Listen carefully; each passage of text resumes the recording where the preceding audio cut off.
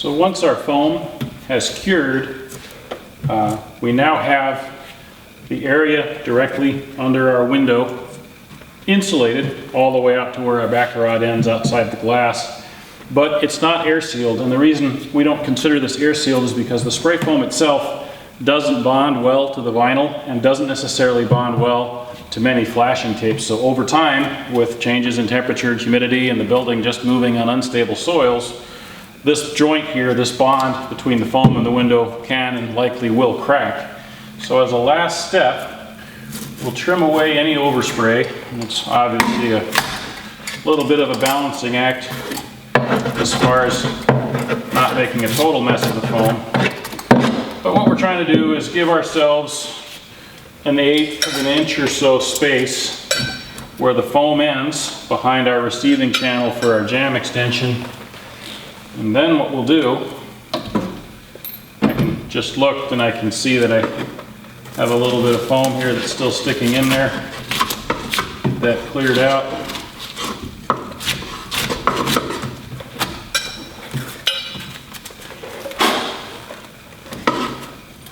That's better.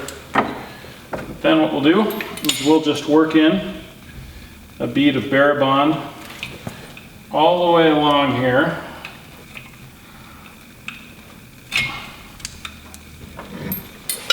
The idea is you don't want to have so much foam cut out that you have to use a lot of Barabond. You just want to have about 1/8 of an inch to 1/4 inch of bonding surface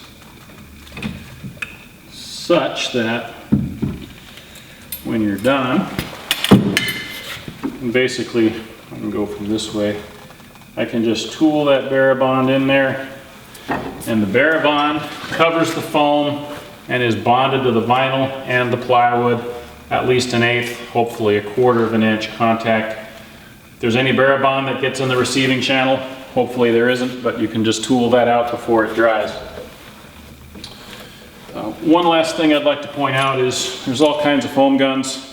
This one's got a plastic nozzle on it. That works okay. In our case, we were able to get into the 4-inch point, no problem. Brass tips are nice on these, replaceable brass tips, because you can clean them with a small drill. In a pinch, Romex, strip the guts out of it, take the wires out until you're left with just the outer jacket. And in many of the foam guns, you can stretch this Romex right over the nozzle, securely tape it with a lot of electrical tape, and then you've got a flexible hose that'll let you get into some tight spots. For instance, if the window's real tight on one side and you may only have 1/4 inch, or you've got to get insulation 4 inches back in there, well, taping this on there and making yourself a flexible way to apply that foam is a pretty good solution.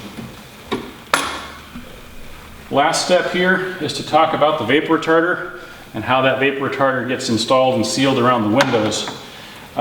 You'll notice that when we applied the Barabond, we actually tooled it in the edge and carried it around the plywood joints at the corner. We didn't build it up at all. We just made sure that we had some Barabond sealing each one of the joints. That's going to be important for the next step where we apply the Tremco.